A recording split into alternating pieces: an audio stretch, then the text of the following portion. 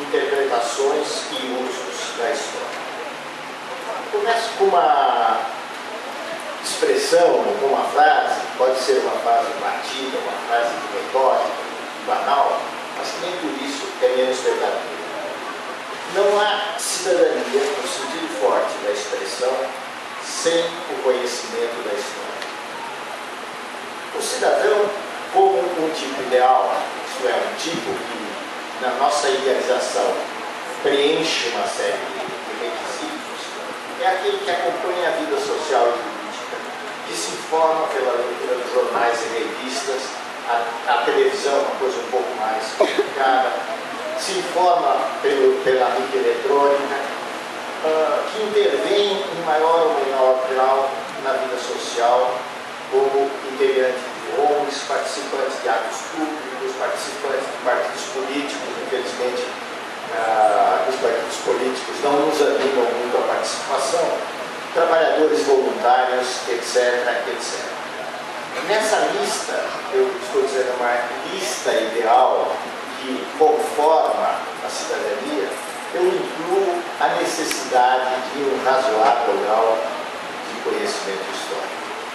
Isto é, não se está qualificando a cidadania pretendendo que as pessoas sejam especialistas em história, mas que conheçam, pelo menos, os elementos básicos da história, seja do Brasil, seja da história do mundo, e que se oriente nas suas vidas utilizando esse elemento.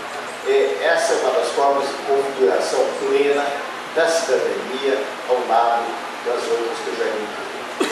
E é bom dizer que, naturalmente, é um ideal que dificilmente se alcançará, porque não se alcançou no Brasil até hoje, não se alcançará em nenhuma parte. Esperar que todos os habitantes de determinado país se convertam em cidadãos nesse sentido pleno que eu estou enunciando. De qualquer forma, a multiplicação de pessoas que vão constituir uma opinião pública, com divergências, com opiniões contrastantes, com um pluralismo desejável, é uma condição indispensável para a transformação de uma massa de votantes. Não sou contra o voto, acho que o voto é indispensável, é óbvio, não precisa existir isso, mas a transformação de uma massa de votantes em uma massa, digamos assim, de cidadãos.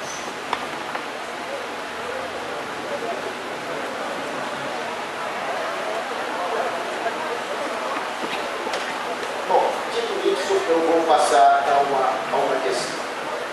Por que nós, historiadores, e também por que os estudantes de história fizeram a opção pela história? Existem, naturalmente, circunstâncias triviais, às vezes, circunstâncias ocasionais que levam uma pessoa a estudar ou a investir em um determinado ramo de conhecimento. Mas, além dessa percepção, às vezes inconsciente até, de que a história tem um papel central na formação da cidadania, existe pelo menos algo mais com relação aos historiadores. A minha pergunta é, e não é uma pergunta de resposta simples, o que é que leva, afinal de contas, os historiadores a fazer história? Por que fazer história? Aí está uma questão que, no meu entender, poderia ser o ponto de partida de um livro ou mais livros de muito interesse em que uma série de historiadores, não necessariamente os mais conhecidos, poderíamos ter um compósito dos mais conhecidos, dos mais jovens, dos menos conhecidos, mas todos eles contando um pouco da sua existência e por que tem essa atração, porque tem a opção pela história. Eu tenho quase a certeza que nós iríamos ter um quadro muito, muito complexo, muito diverso, porque cada um tem aquela chama, vamos dizer assim, aquele detonador que o leva aos estudos históricos. Eu vou dar o meu exemplo, não porque por uma inclinação narcisística, mas porque a essa altura da vida eu me conheço razoavelmente bem.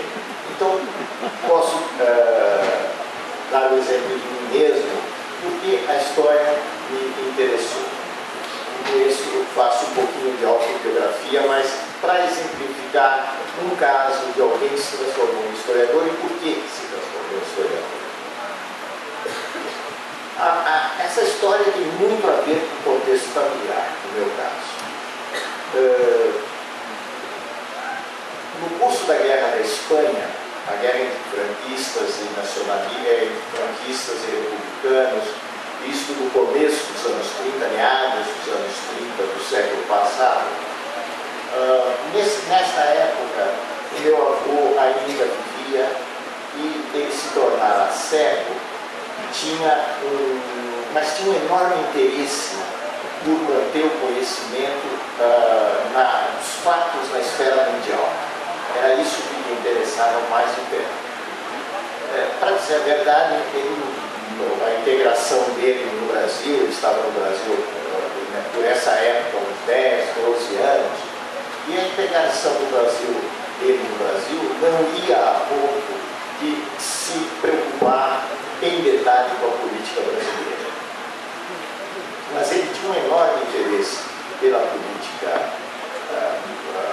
mundial e um extraordinário interesse no desfecho, no desenrolar e no desfecho da Guerra Civil Espanhola no início dos anos, no início da década de 30. Então, eu me transformei muito menino no leitor, a pessoa que lia para ele o jornal, os acontecimentos, e ele tinha preferência pelos acontecimentos internacionais.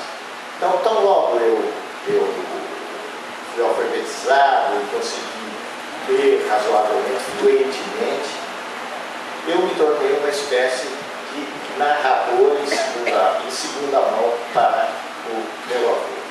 E fui, digamos, pouco a pouco, comecei sem entender nada daquelas coisas que eu estava lendo para ele, mas fui pouco a pouco, com a leitura do jornal, com também o fato de que eu ia me tornando mais taludo, vamos dizer assim, né? Fui pouco a pouco me interessando por aqueles assuntos. E o jornal, para fazer justiça, era o Estado de São Paulo. Era um jornal maçudo, numa época em que os jornalistas não tinham a preocupação gráfica que tem hoje. Um jornal maçudo, mas que, em compensação, reunia uma grande quantidade de material narrativo e analítico da história mundial e contava também com a colaboração de alguns nomes importantes da vida política e da historiografia da época. O Harold Laski, que era um líder do Partido Trabalhista inglês, Isaac Deutscher, que foi um pensador de esquerda, um jornalista, escritor bastante conhecido, eram pessoas que escreviam no Estadão. E foi esse o meu impulso, digamos assim, o impulso inicial que me moveu, não a escolher propriamente a história, aí era muito cedo, mas a ter uma ligação com o passado, uma tentativa de compreender, um gosto de compreender como é que era esse processo histórico que vinha dar no presente. E o presente, como a gente sabe, é muito fugaz, porque o presente logo se torna passado. E é esse passado que ilumina o presente, esse presente imóvel.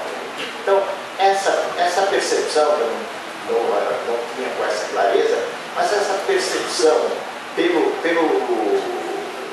conjunto de um processo histórico foi o que me encantou, me levou muito cedo a gostar de história.